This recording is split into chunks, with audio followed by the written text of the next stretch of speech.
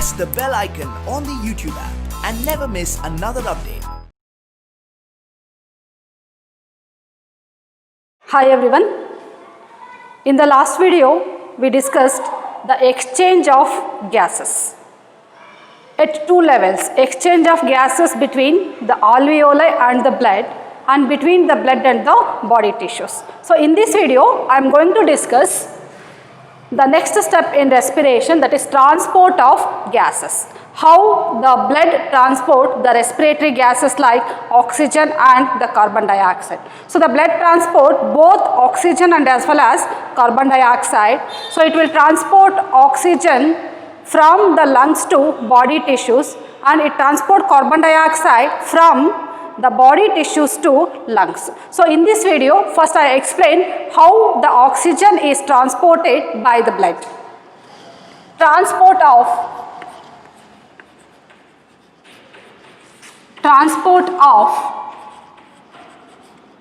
oxygen. So the blood transport oxygen from the lungs to body tissues. The blood transport oxygen mainly in two forms. So it transport oxygen in two forms. So the first is in dissolved form. The first is in the dissolved form and secondly as oxyhemoglobin. So the blood transport oxygen from the lungs to body tissues in two forms, in the dissolved form and as oxyhemoglobin. See, oxygen, as I said, it is less soluble when compared to the carbon dioxide. So it does not easily soluble in the water. Hence, only 3% of oxygen get dissolved in the plasma of the blood. So how much percent of oxygen dissolves in the plasma of blood? 3% of oxygen will dissolve in the blood plasma. So what is blood plasma? The fluid part of the blood is called as the blood plasma. You know the components of blood, right? That is, the blood is having the fluid part that is called as the blood plasma and the cellular part like the blood corpuscles like RBCs, WBCs, platelets. So the fluid part of the blood is called as what? The blood plasma, which is more of water. So in the blood plasma, only 3% of oxygen dissolves.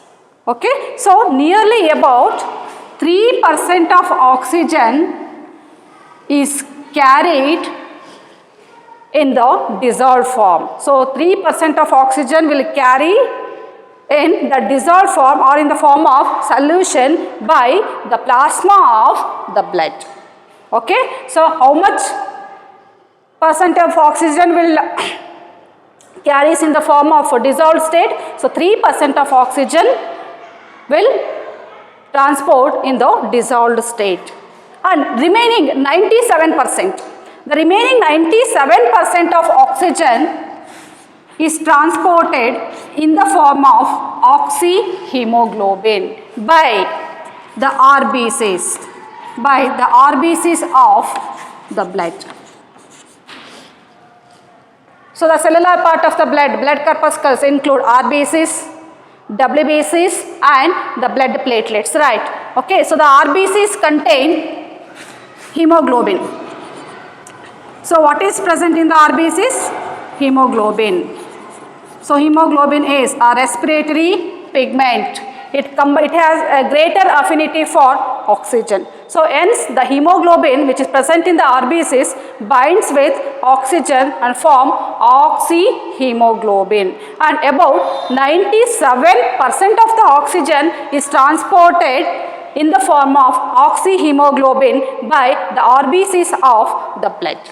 Okay, so about 97% of RBCs, 97% of oxygen is transported in the form of oxyhemoglobin by the RBCs of the blood. Right, see here RBCs contain hemoglobin, no? So hemoglobin is a red colored respiratory pigment. Hemoglobin is made up of two parts, heme part and globin part. So it is iron containing pigment, right? So the heme part is the iron part of the hemoglobin, and the globin is the protein part of the hemoglobin. So hemoglobin is made up of two parts. The iron part of the hemoglobin is called heme, and the globin is the protein part of the hemoglobin. And each hemoglobin molecule can carry a molecule. Each hemoglobin molecule can carry four molecules of oxygen. Why? Because so it is having protein part and iron part, no? So the globin is the protein part. Each hemoglobin molecule is made up of 4 polypeptide strands. So each hemoglobin is made up of how many polypeptide strands? 4 polypeptide strands, attached to which are the 4 heme groups. 4 heme groups are attached to the 4 polypeptide strands, and each heme group contains an iron atom. Each heme group contains an iron atom, and each iron atom can capable of binding with a molecule of oxygen. So each iron atom can capable of binding with a molecule of oxygen. So in the hemoglobin, how many iron atoms are present? 4 iron atoms are present, and each iron atom is able to combine with a molecule of oxygen. Hence each hemoglobin molecule can carry 4 molecules of oxygen. Understood? See here. So this hemoglobin, which is present in the RBCs, it has a greater affinity for the oxygen. Hence, the hemoglobin combines with oxygen in a reversible manner. In a reversible manner. Reversible manner means it is a transient phenomenon. So it is unstable. It can easily dissociate to form again hemoglobin and the oxygen. Okay, so the hemoglobin, because of greater affinity towards the oxygen, it binds with oxygen in the lungs. Okay, and it forms oxyhemoglobin. It forms oxyhemoglobin. So hemoglobin combines with oxygen to form oxyhemoglobin, and about 97% of the oxygen is transported in the form of oxyhemoglobin. And see, oxyhemoglobin formation occurs at the lungs. See, oxygen binds with the hemoglobin at the lungs, and the oxygen dissociates. Where it dissociates? The oxygen dissociates from the hemoglobin at the body tissues. At the body tissues. And see here, what is the normal range of hemoglobin? So in a normal person, the hemoglobin level is 15 grams per 100 ml of blood. That means 100 ml of blood contains 15 grams of hemoglobin in a normal person. And each gram of hemoglobin,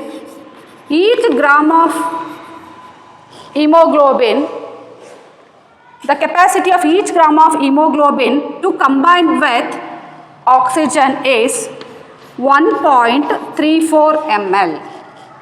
So 1 gram of hemoglobin molecule can combine with 1.34 ml of oxygen. Then 100 ml of blood carries how much oxygen? So in the 100 ml of blood, the normal hemoglobin level is 15 grams, no? So 15 into, so each gram of hemoglobin combines with 1.34 ml of oxygen. So as there are 15 grams in 100 ml, so 15 into 1.34. So that is, nearly it is equal to 20 ml. So 100 ml of blood can carry 20 ml of oxygen. So 100 ml of blood carry how much oxygen? 20 ml of oxygen. And the systemic arteries, see here. So systemic arteries that will carry oxygenated blood. So these are the branches of the aorta now which carries oxygenated blood. So the systemic arteries will carry oxygenated blood to body tissues.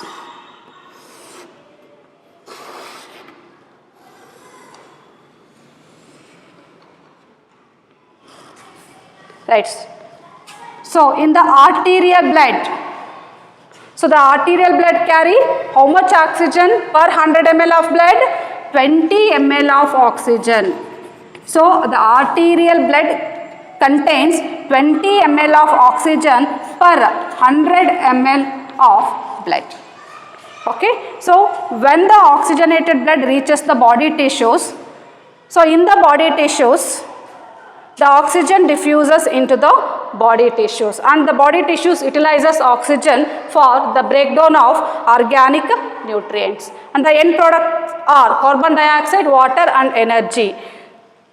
So the carbon dioxide which is produced in the body tissues diffuses into the blood, and the blood which come out of the tissues is deoxygenated. It is having more of carbon dioxide. So when this deoxygenated blood come to the venules, when it comes to venules, the oxygen level falls to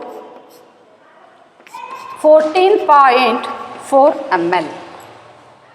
So when it comes to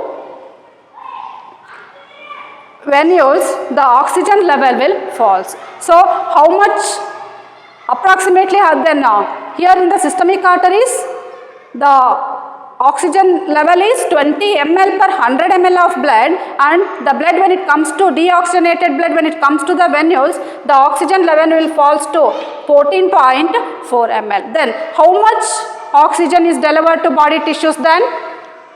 About 5 ml of blood is delivered to body tissues. This is during normal conditions. Okay, so during normal conditions, every 100 ml of blood deliver 5 ml of oxygen to body tissues under normal conditions. But during strenuous exercises and during a heavy physical activity, how much the body tissues require more oxygen, no? So at that time, the level of oxygen in the venules falls to 4.4 ml. Okay, then, so during strenuous exercises and during high physical activity, how much blood is delivered to body tissues then?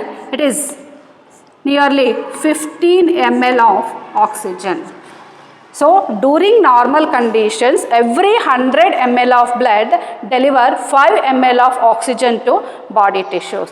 But during heavy physical activity, every 100 ml of blood deliver how much of oxygen?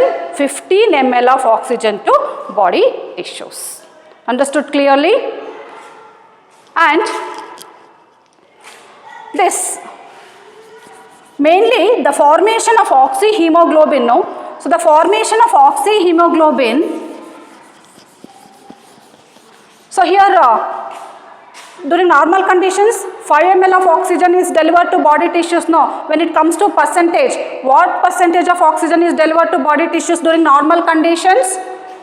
So here it is 20 ml. So here the amount of oxygen delivered is 5 ml. So nearly it is 25% of oxygen is delivered to body tissues during the normal conditions. So each 100 ml of blood carry 20 ml of oxygen, of which 500 ml of 500 ml of oxygen is delivered to the body tissues under normal conditions. And the oxyhemoglobin, the formation of oxyhemoglobin, that is binding of oxygen with the hemoglobin, it is primarily related to the partial pressure, it is primarily related to the partial pressure of oxygen. So other factors also interfere with the binding of oxygen with the hemoglobin, like the partial pressure of carbon dioxide, temperature and pH also interfere with this binding, but mainly the partial pressure of oxygen determines how much oxygen is bind to the hemoglobin. So the amount of oxygen bind to the hemoglobin is determined by the partial pressure of oxygen. Suppose if the partial pressure of oxygen is high partial pressure, if the partial pressure of oxygen is high, more oxygen will bind with the hemoglobin. More oxygen will bind with hemoglobin. And if the partial pressure is low,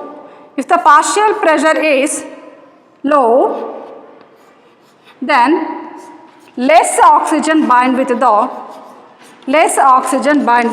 the hemoglobin. So higher the partial pressure of oxygen, more oxygen will bind with the hemoglobin, and lower the partial pressure of oxygen, less oxygen bind with the hemoglobin. So the amount of oxygen bind with the hemoglobin to form oxyhemoglobin is mainly determined by the partial pressure of oxygen. Higher the partial pressure of oxygen, more the oxygen will bind with the hemoglobin.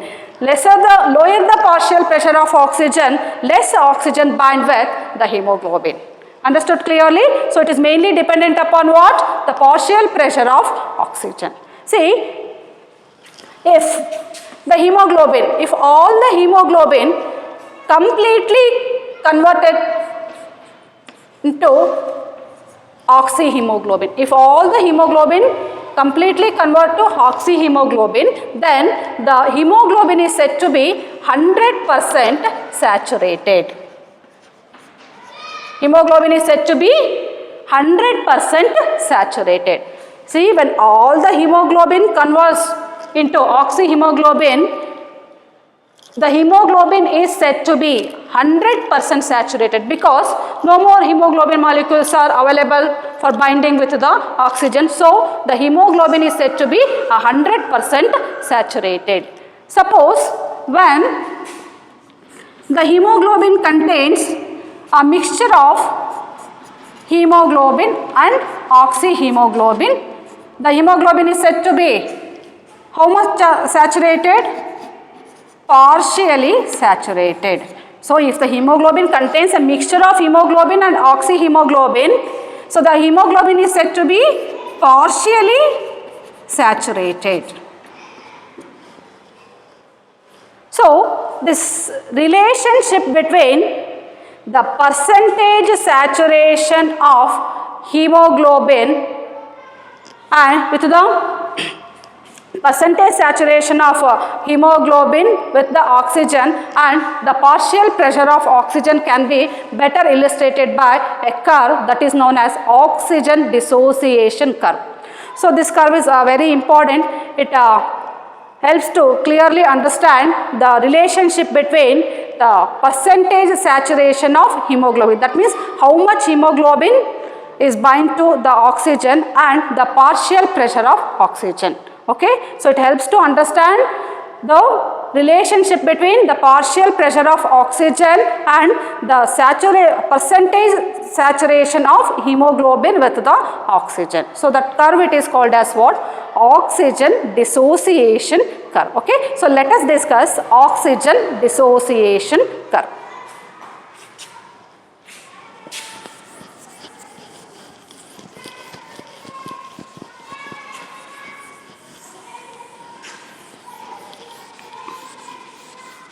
Oxygen dissociation curve.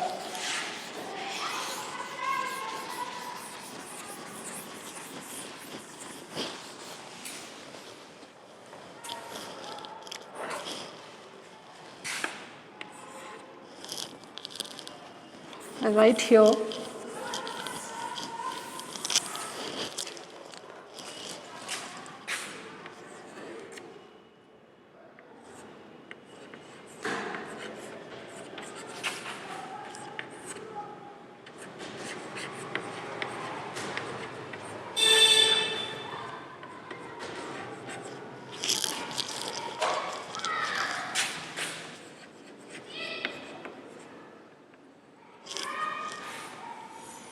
Oxygen dissociation curve. So what is this oxygen dissociation curve? So oxygen dissociation curve is nothing but a graphical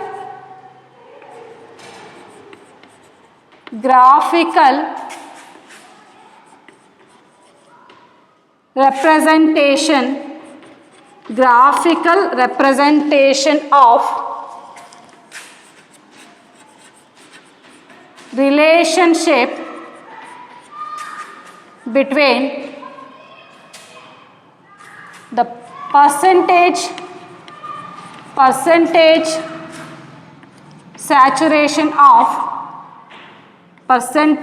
saturation of hemoglobin with oxygen and the partial pressure of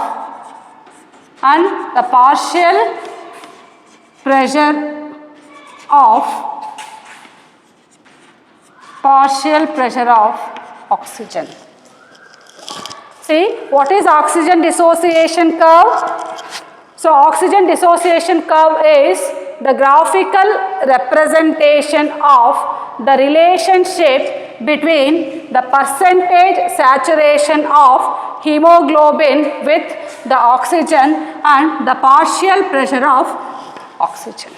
See, as I said, the binding of oxygen with the hemoglobin, that is the formation of oxyhemoglobin, it is primarily related to the partial pressure of oxygen.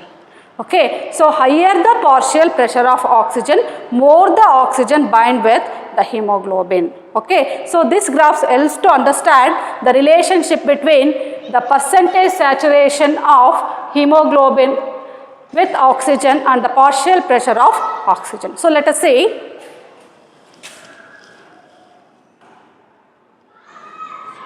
So this is a y-axis.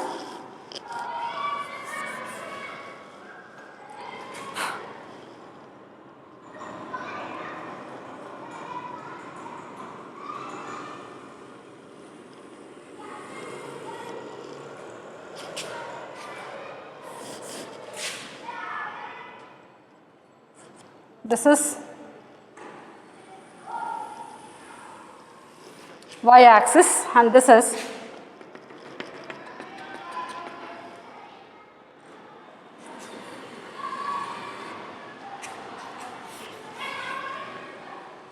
the x-axis.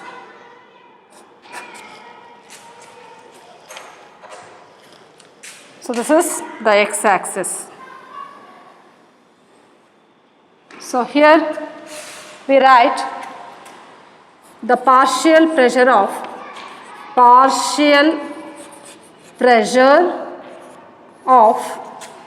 oxygen. It is in millimeters of mercury. Here we write the percentage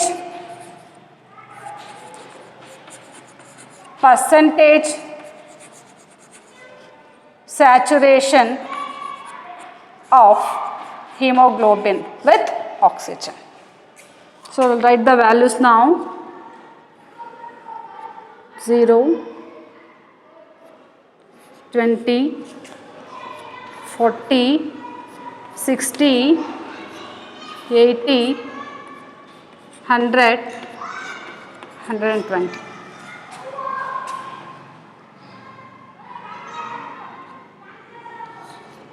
Twenty, 40, 60, 80, 100.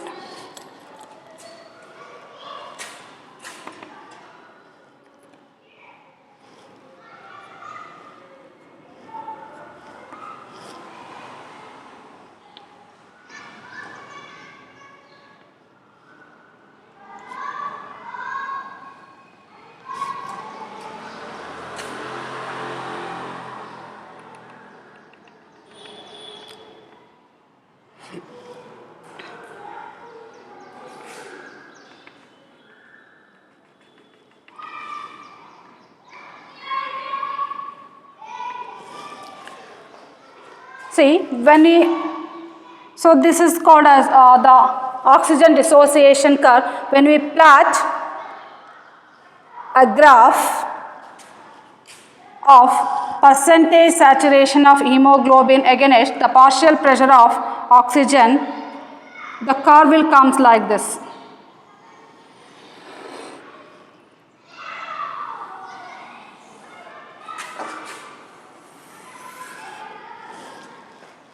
So it gives a S shape. So it gives S shaped or sigmoid. So this is called as the sigmoid curve.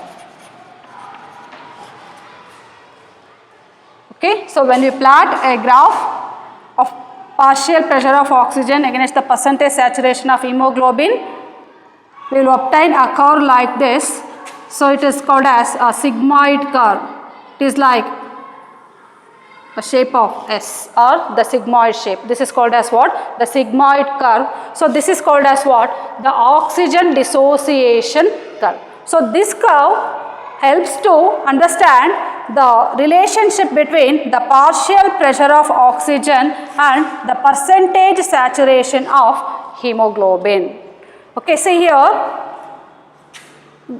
Higher the partial pressure, so higher the partial pressure of oxygen, the oxygen combines with hemoglobin will be more or less. More the oxygen combines with. So higher the partial pressure of oxygen, more the oxygen combines with the hemoglobin. So lesser the partial pressure of oxygen, see here, lesser the oxygen combines with the hemoglobin. Okay, so as the partial pressure of oxygen go on increasing, the percentage saturation of hemoglobin, that is the hemoglobin binds with the oxygen, will go on increasing.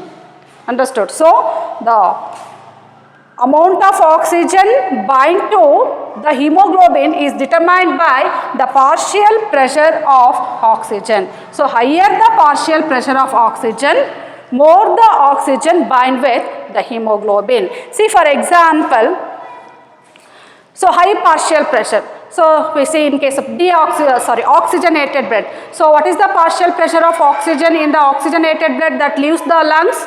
So it is 95 millimeters of mercury, right? So partial pressure of oxygen. So I just show the partial pressure of oxygen in the oxygenated blood is how much? 95 millimeters of mercury.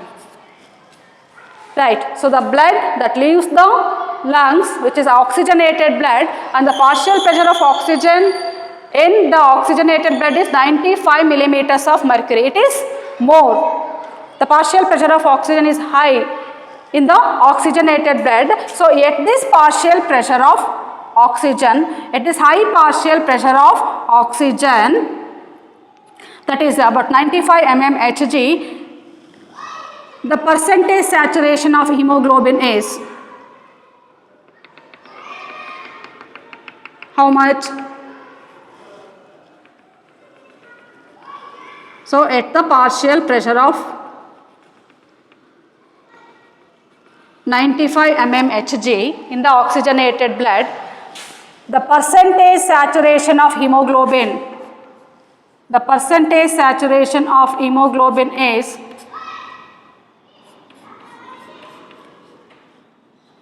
about 97%.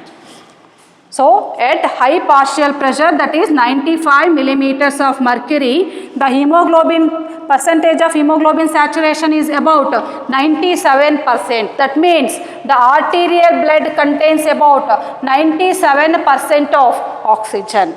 Understood?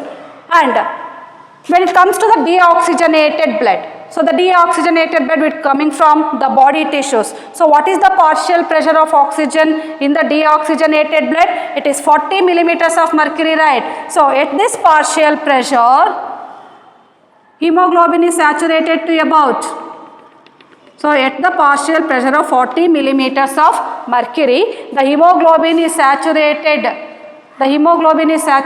to about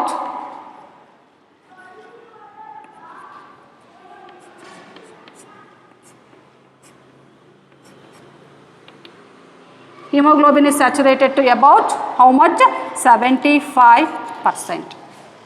Okay, that means the venous blood, the deoxygenated blood, when it comes to venules, so it contains how much of oxygen? Even though it is deoxygenated blood, it contains 75% of oxygen. So at the partial pressure of 40 mmHg, the percentage saturation of hemoglobin is 75%. And at the partial pressure of 95 mmHg in the oxygenated blood, the percentage saturation of hemoglobin is more or less. Here it is less, 75%, and here it is more. It is because of high partial pressure. Okay, that is about 97%. So in the arterial blood contains about 97% of oxygen, and the venous blood contains about 75% of oxygen. So this indicates what? This much of oxygen is delivered to the body tissues. So nearly about 25% of. So how much percent of oxygen is delivered to body tissues during normal conditions? It is about 25%, right? Okay. So this much of oxygen, nearly 20% of oxygen is delivered to body tissues. Understood? So here you have to concentrate. At higher the partial pressure of oxygen, more the oxygen binds with the hemoglobin. See, at 95 mmHg of partial pressure, the hemoglobin saturation is about 97%. That means hemoglobin, so bind to the oxygen 97%. And at the partial pressure of 40 mmHg, so at this low partial pressure, so the percentage saturation of hemoglobin is 75%. It is less. So higher the partial pressure of oxygen, more the oxygen bind with the hemoglobin, and less the partial pressure of oxygen, less the oxygen bind with the hemoglobin. So the partial pressure of oxygen determines the amount of oxygen bind to the hemoglobin. So apart from the partial pressure of oxygen, so other factors like the partial pressure of carbon dioxide and temperature and pH. So apart from partial pressure of oxygen, so these factors like partial pressure of carbon dioxide, temperature and pH. So these factors also interferes with the binding of oxygen with the hemoglobin to form oxyhemoglobin. So these factors are responsible for a shifting of oxygen dissociation curve either to the right side or to the left side. Okay, so these factors like partial pressure of carbon dioxide, temperature and pH. Okay, so they shift the oxygen dissociation curve either to the right side or to the left side.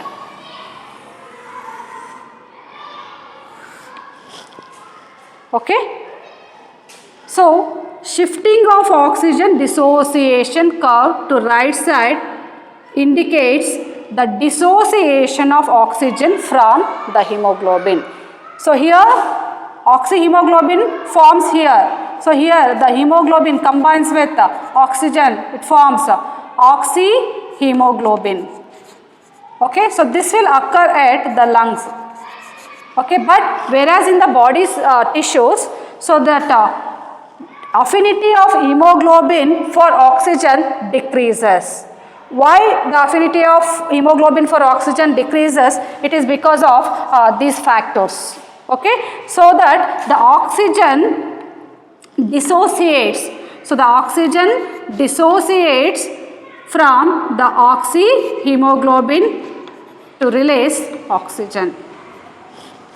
Okay, then that oxygen is delivered to, it diffuses into the body tissues, where the body tissues utilizes oxygen for the breakdown of organic nutrients like glucose to obtain energy, to produce energy. Okay, so the shifting of oxygen dissociation curve to right side indicates the dissociation of oxygen from the oxyhemoglobin.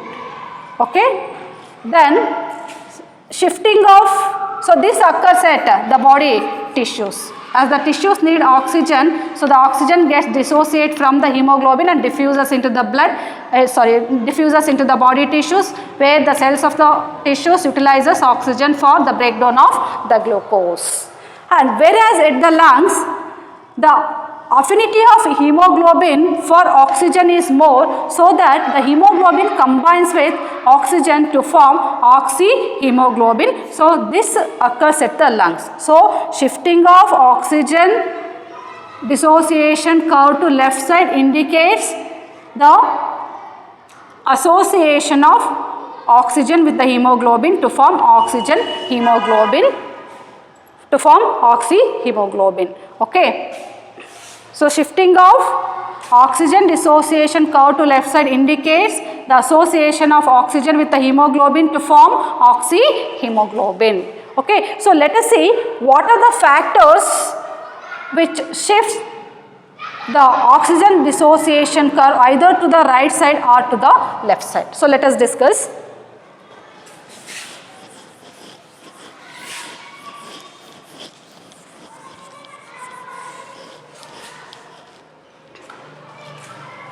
Shift to right, shift to right. So this occurs at shift to right, the oxygen dissociation curve shift to right side. So this occurs at body tissues, because to deliver oxygen to body tissues to produce energy. Okay, so what are the factors that responsible for the shifting of oxygen dissociation curve to right side? So in the body tissues, the body cells are using oxygen to produce energy, no. So the oxygen concentration in the body tissues is low as the oxygen is utilized by the body cells. So the partial pressure of oxygen is low or high in the body tissues. The partial pressure of oxygen is low, low partial pressure of oxygen. And in the body tissues, the partial pressure of carbon dioxide is more or less. So it is due to the oxidation of organic nutrients. The carbon dioxide is produced as an end product. So end product of cellular oxidation, right? So carbon dioxide is continuously produced by the body cells. Carbon dioxide is continuously produced by the body cells as a result of breakdown of organic nutrients. Okay. So the concentration of carbon dioxide is more in the tissues. The partial pressure of carbon dioxide is more or less in the tissues. What is the partial pressure of carbon dioxide in the tissues? It is 45 millimeters of mercury. So whereas the partial pressure of oxygen in the body tissues is 40 millimeters of mercury. So that depends upon the metabolic activity of the cell. So in the highly metabolically active cell, this partial pressure of oxygen may still less. So what is the partial pressure of oxygen in the carbon dioxide in the body tissues? It is 40 mmHg. So it is high. High partial pressure of carbon dioxide. So if the carbon dioxide is more, the hydrogen ion concentration increases, because this carbon dioxide in the blood, it combines with the water in the blood plasma. It combines with water in the blood plasma to form carbonic acid. So this carbonic acid formed is highly unstable. So it readily dissociates to form HCO3 and H plus ions. So bicarbonate and hydrogen ions. So increased concentration of carbon dioxide increases the hydrogen ions. So increased hydrogen ions increases the acidity. The pH of the blood becomes low or high. The pH causes low pH. When the hydrogen ions are more, the pH is less. So the acidity increases. So in the body tissues, the pH is low. That is high hydrogen ion concentration. As the cells are metabolically active, they are releasing more heat. So this increases the temperature. So the temperature at the tissues, body tissues is high temperature. High temperature. So these are the conditions which exist at the body tissues. That is low at the body tissues. What are the factors? That is low partial pressure of oxygen, high partial pressure of carbon dioxide, high hydrogen ion concentration. So or else we can write it as low pH and high temperature. Okay. So all these factors decreases the affinity of hemoglobin for oxygen. So hence at the body tissues, so the oxygen gets dissociate from the hemoglobin. Right, okay. So at the body tissue, so all these are the factors which favors the dissociation of oxygen from the hemoglobin, because the body tissues requires oxygen for the breakdown of organic nutrients to deliver the oxygen to body tissues. So the oxygen gets dissociate from the hemoglobin. So this dissociation of hemoglobin is because of these factors, that is low partial pressure of oxygen, high partial pressure of carbon dioxide, high hydrogen ion concentration and high temperature. Okay, so all these factors favors the dissociation of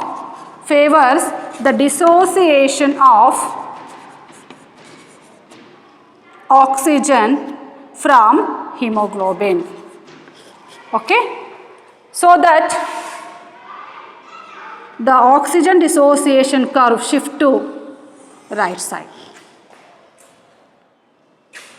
So here at 40 mm, at the partial pressure of 40 mmHg, so the percentage saturation now it becomes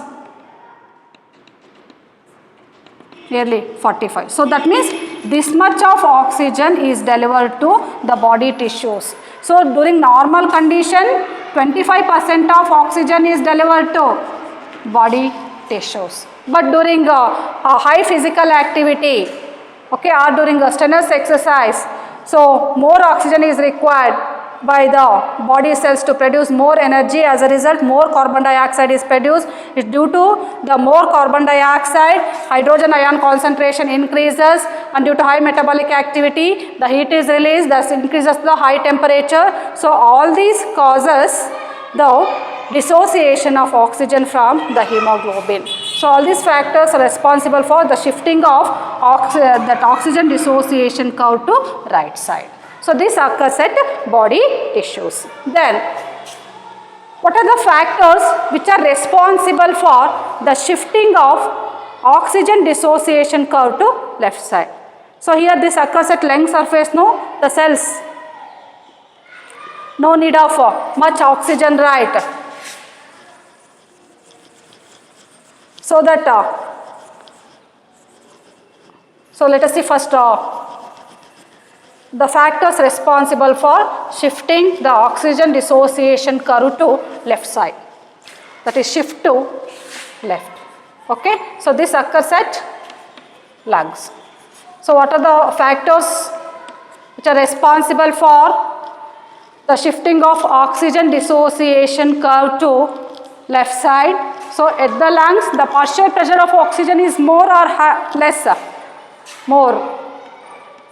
High partial pressure of oxygen, high PO2, and carbon dioxide is less. So low partial pressure of carbon dioxide, and the carbon dioxide concentration is less, hydrogen ion concentration is less. So high partial pressure of oxygen, low partial pressure of carbon dioxide, then high pH. High pH or low hydrogen ion concentration, and the temperature is low temperature. Okay. So all these factors, high partial pressure of oxygen, low partial pressure of carbon dioxide, high pH or else less hydrogen ion concentration, and the low temperature. So all these factors increases the affinity of hemoglobin for oxygen. Okay. So at the lung surface, the hemoglobin combines with oxygen to form oxyhemoglobin. So this occurs at the lung surface. So this is because of association of hemoglobin with the oxygen to form oxyhemoglobin occurs at the lungs. Okay. So the shifting of oxygen dissociation curve to left side indicates the association of hemoglobin with the oxygen to form oxyhemoglobin. Okay. So apart from the partial pressure of oxygen, so the partial pressure of carbon dioxide, pH and temperature also interferes with the binding of oxygen with the hemoglobin. So the oxygen binds with the hemoglobin at the lungs, and at the body tissues the oxygen dissociates from the hemoglobin to deliver to body tissues. Okay. So this is what the oxygen dissociation curve. Okay. So shift to left, shift to right. What are the factors that are responsible for shifting of oxygen dissociation curve to right side or left side? So that is that may ask for NEET exam. So the question will be asked like this: the factors responsible for shifting of oxygen dissociation curve to right side. So they will give options like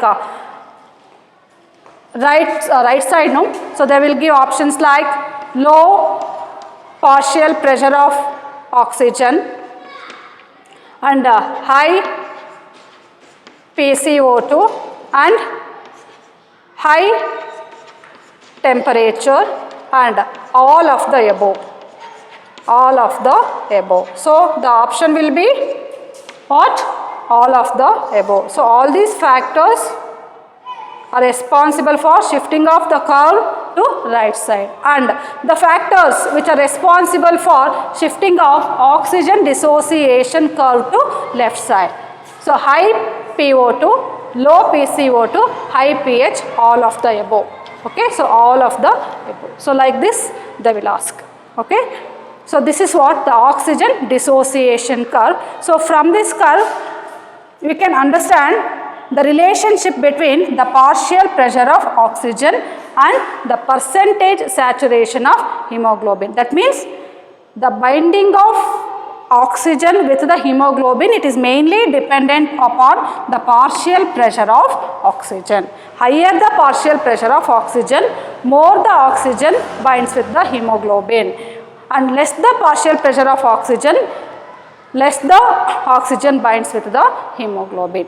Understood clearly? So this is what oxygen dissociation curve. Okay. So once the oxygen enters into the alveoli of the lung, the oxygen diffuses into the blood. So the blood carry oxygen from the lungs surface to the body tissues in two ways. Okay. So which are the two ways?